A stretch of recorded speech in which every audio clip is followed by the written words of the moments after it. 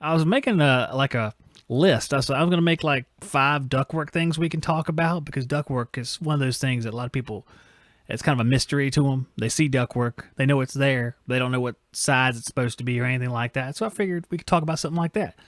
So I was going to make a list of 5 things, but in the midst of my list of 5 things, I stumbled upon something that I don't know, it kind of jumped out at me.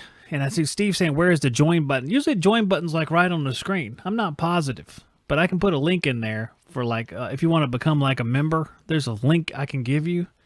I don't know. Let me see. Let me see if I can do that real quick. I know, wait a second. It's up there, isn't it? Yeah, it's up there. If you look up there where Nightbot's at in the chat, you can, I'll actually put it again right here. This should work right here. Oh my gosh. I don't know about that. That's like 500 letters long. Just go up there where Nightbot's at, and it says support Shop Talk as a member. Click that link, and it should work. I hope. I'm almost want to try it now to see if it works. I'm clicking it. Let's see what happens. Yeah, it didn't work. That figures. Okay, well, during the first break, I will try to remember to put that up there. But the $sign down there, hey, maybe that does that. The $sign at the bottom of the chat. Usually that's for super chatting, but I can put a link in there during the break probably. So I was looking over this stuff from, actually, I've done it before, like a long time ago, and I'll bring up the first picture here. I was thinking about different kinds of registers, and the reason why I was thinking about this is because a lot of times we have like airflow issues, and airflow issues can be pretty severe. And an easy way to alleviate that to somebody, just one simple step, sometimes you can just change the registers. And that'll make a huge difference about airflow. But a lot of times people don't know exactly, they just order a register and you get what you get. And that's all you got going on there.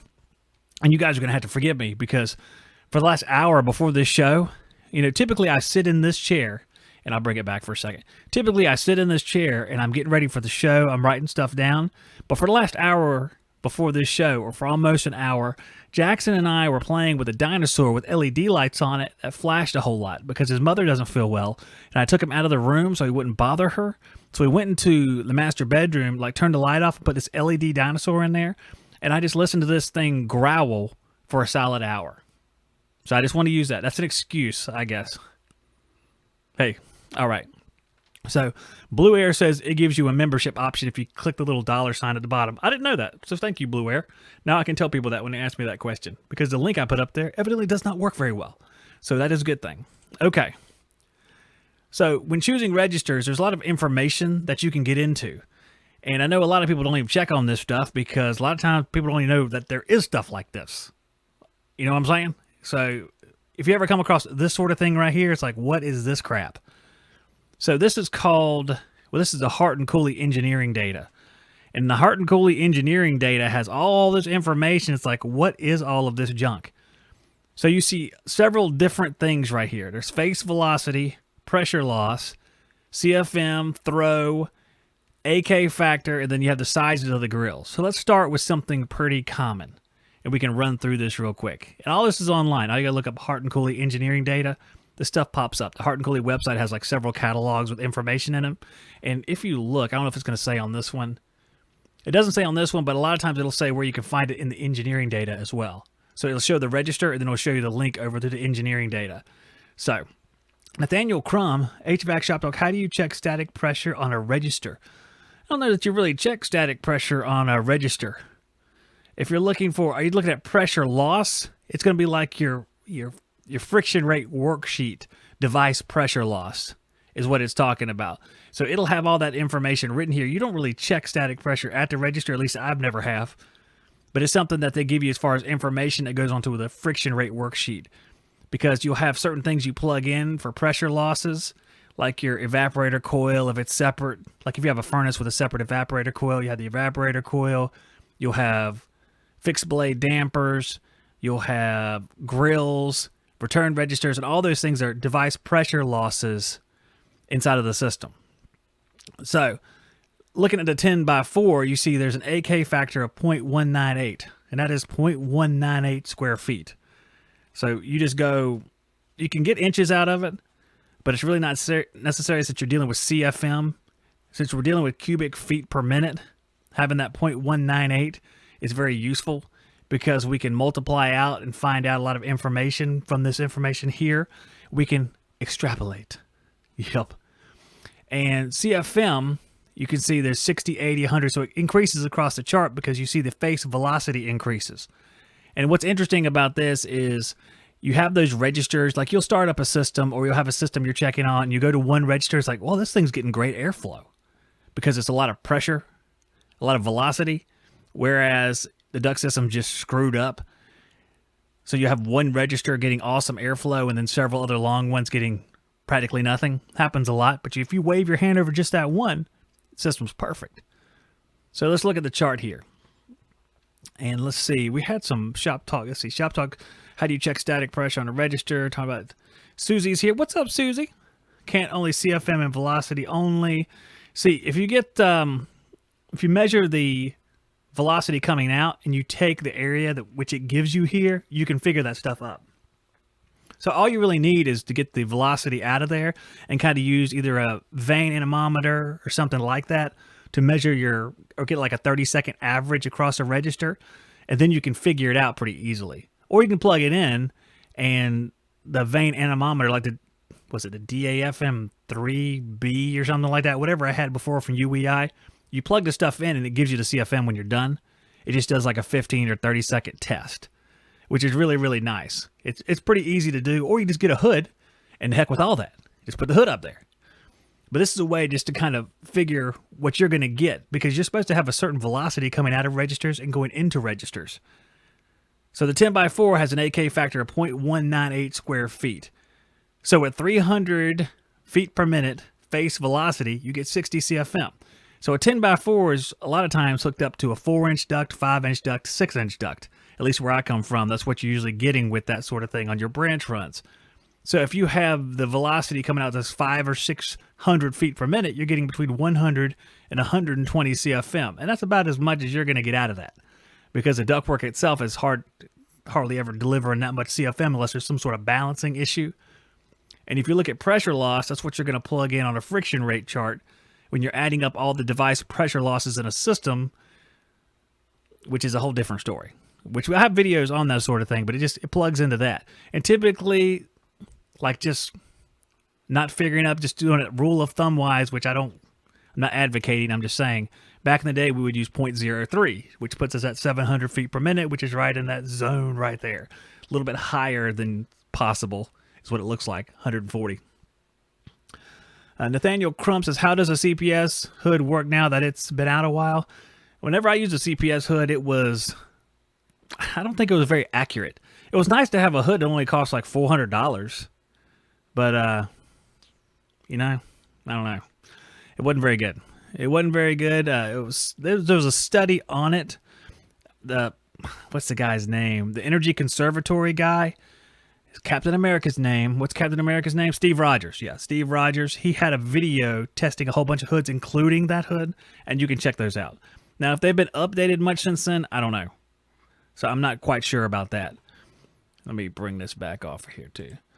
So whenever I had it, when I was testing it, it didn't seem very accurate to me. It seemed like it could have been better. I'll just put it that way. It could have been better. But then again, it's like $400 or $500 compared to $2,000, $3,000, $4,000. So yeah, it's nice to have this information. Information makes it pretty easy to do this sort of thing. All you gotta do is look it up. I used to carry some of this stuff with me. I'm such a nerd. That's so nerdy, guys. That's so nerdy. Now, there's this little thing here that tells you how to use the engineering data. If you look at the engineering data, it pretty much bunches of pages that look just like this. But it says CFM, hey, this is starting real basic. CFM, volume of airflow in cubic feet per minute. Face velocity. It's not how fast you're running with your face sticking out. Good one, Zach. Speed of the air at the face of a diffuser in feet per minute. AK, and AK took me a second because there's some variations on the explanation for this, and I've screwed this up in the past, so I want to take an extra minute with this. AK, net area in square feet. This is the lab measured area across the face when air is mechanically forced through the opening. And what I found, that K factor is just like there's free area, Then there's AK. AK is when the air is moving through there. Then there's free area, which is just the free area. There's no air moving through it. That's what I learned there. So that's what all that stuff means. This is their explanation for it. So free area, it says here, is daylight area of blade openings. Free area is typically only required on natural gravity movement of air, non-mechanically forced, as in free area needed for combustion air requirements on heating equipment. Use the AK value, 144, that's square inches, I guess, in a foot, to get 2 inches squared. If the free area has not been calculated, but is needed for a given size model of grill, requiring free, let's see. Do that one more time. Read the whole sentence. When you segment a sentence in half to explain something, you get lost. Use the AK value if the free area has not been calculated, but is needed for a given size model grill requiring free area for combustion. So here's an equation they have on the screen for airflow. CFM equals AK times face velocity. All right, so we can kind of check something right there. So AK times face velocity. So if we go back to the A618 here, and we look at the 10 by 4, the AK factor is 0.198. The CFM is, or the face velocity is 300. We multiply those out, and we're going to get the CFM of 60 right there, and on down the line. So you take it at AK factor, 0.198. We'll make it easy, 0.2, and multiply it times 500. Then we get 100, which is looks like what they did. They kind of rounded up. So we got 100 right there. So it's an easy way to calculate CFM just from having that information. So once you get face velocity, you can look up the AK factor, and then you can get the CFM really, really easily. So just one more example here. Let's say we go down to the 10 by 8. So 10 by 8, that's 80 square inches theoretically. But as you can see, it says the AK factor is 0.2 or 0.425, which is less than half of a square foot. So there's a decent amount of space that's taken up by the grill itself. So if we take the AK factor of 0.446, let's say we have a velocity of 800, we multiply that out. I put my finger on the computer screen so I can trace it over here. It looks like 355 CFM is what you're going to get. So whatever grill, as long as it's hot and coolie, or it looks, if it looked close to it, that's what I would use, because their information is so readily available. It's very easy to find on the internet. So that worked very well. So that's what I used all the time. I had a return grill too, because return grills are different. So I had a return air filter grill. It's a 673 return air filter grill. This is a steel filter grill, 1/2 inch fin spacing of 40 degrees. And it makes a difference because they'll have 30-degree ones or 33-degree ones, and they're all a little bit different about how the air flows through them. This one says use standard 1-inch thick disposable filters that are not included. You guys know that. And the filter is going to make a difference too, but it's just, I guess it's using a broad sense here. So this is a filter grill that's really, really common where I'm at. And what it says, go over here, they have different AK factors for different face velocities, and it doesn't show the velocities at the top of the screen, but you can see the differences here. It's a large CFM because we have like a 20 by 25 AK factor of 2.240. It's huge. So at 2.240, we have a face velocity of, let's see what the first row was so I can see, 300. Oops. 300. It looks like, yeah, that's where it starts. You get a 673 CFM. Because on a return grill, you have to have a lower face velocity, because the higher the velocity is on a return grill, the louder it gets. So they want to, and it also doesn't filter very well if you have an extremely high velocity. So the velocity is going to be closer to like 350, 400 for a return grill. So if you're at, let's see, 20 by 25, if you're at 300, you get 673 CFM. 673 CFM ain't a whole lot. It's not a whole lot. 898 CFM at 400. You see it goes up pretty rapidly once you get a higher velocity. Garrett Rush said, I didn't know you play guitar. Yeah, man. I get the guitar. I'll take the sucker off the wall in a second. We'll throw down. That song at the beginning? Oh, that's me. That's me. Can I post a link that I'm using? Jerry says he plays a harmonica too, probably. Yeah, like I'm in jail rattling a cup on the bars or something. Yeah, that's me.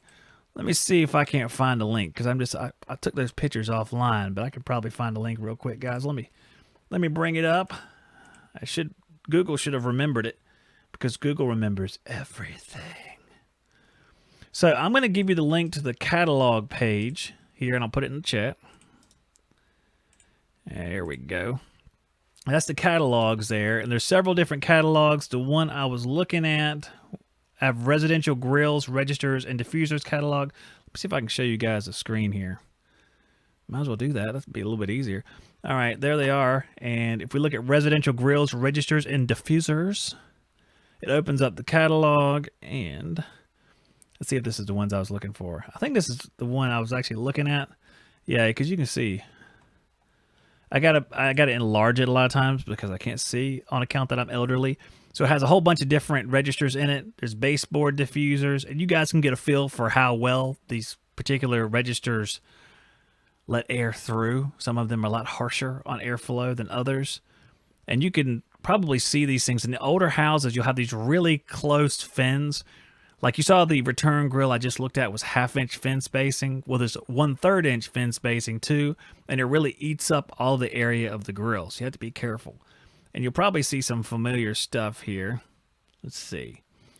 Let's see if I can find the one I was using. See, there's the A618. It's an aluminum register. It was high-end register. They're pretty expensive. A lot of times you use steel on new construction especially. But these were nicer registers. You know, they last a lot longer. They're not going to have like rusting issues and stuff like that. So we have those. Let me see. The return air one is a 673. And you see all the different ones there are here. There's quite a few registers. There's a 673. There is a return air filter grill that's there's a non-filter, then there's a filter. The filter grill is 673, and the non-filter is 672. And you see all steel construction, 1/2-inch fins at 40 degrees. Let me see if there's another one here. I'm trying to find the one.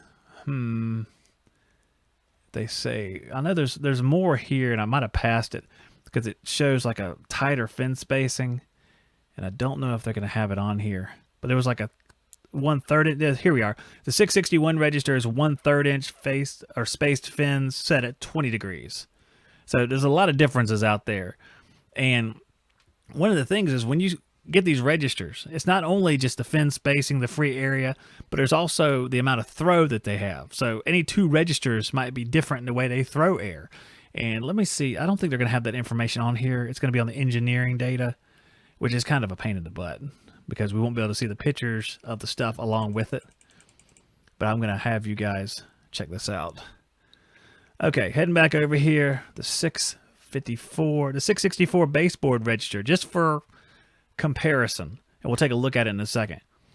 You can see that the 8x6 has an AK of 0.180 and a throw of 5.5 feet. That's not real far. At 1,000 feet per minute face velocity, it goes up to 18 feet. So that's a baseboard register. Now let's check out a different one here. Curved blade register. All right, this is 301's curved blade register. Again, Hart and Cooley.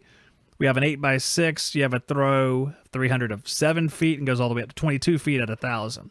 So, all right, that one throws a little bit farther. So each one's going to throw differently.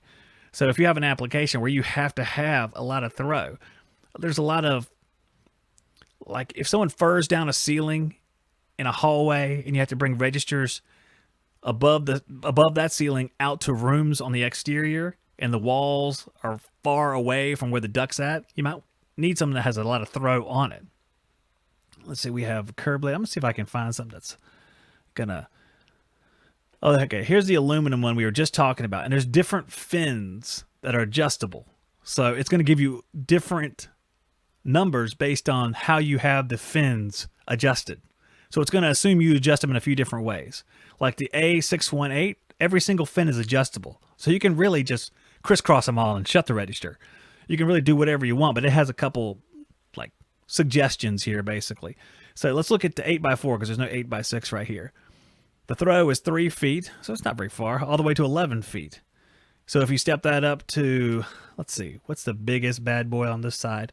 14x8, the throw is 6 foot to 23 feet. So they're all different, but you can throw them in different directions too. Like, let's see, move it over here. Here's a different fin spacing. Ain't much different though. Let's see what the difference is. That one is, it has a degree different. So there's a 55-degree fin orientation on the outer fins. It's going to be real hard for the podcast people to understand this, but just imagine this. You have these grills with all these adjustable blades, and you have like the outer few are at a 55-degree angle out, basically. And you see the throw goes from 2 foot to 8 foot. So it decreases, the throw quite a bit, because you're basically widening the path right there. So in a smaller room where you have one register serving a large width, you might change it like that. Pretty easy. Let me see if they have different ones for this one. It's pretty crazy. It's pretty neat to look through here. You get a pretty good idea of what you can and can't do with these things. And there's all sorts of stuff here. But let me come back over here. All right, I think that's all the information I had on the different registers. I want to say there's maybe one more. No, there's no more. There's no more here, guys. So whenever I would order registers, honestly, a lot of times you just have to get what they have. But it's good to be able to, especially in situations, it almost always is a situation where there's a specific problem you're trying to treat. It's never at the beginning of the job. It's never like, I think we ought to get these registers for this job. It's always like you put in whatever they have, like the steel registers that have the fins that are preset. And then once a job is done, there's a specific grill needed, and you have to special order something. It's always in retrospect. It's like a hindsight thing. It's always hindsight. If you want to watch more videos just like this one, click on this playlist right here. If you want to see our brand new video, click right here. If you want to find out more about the great sponsors that make this show happen, click up here. And to join our email list where I notify you when we're going live, click right here.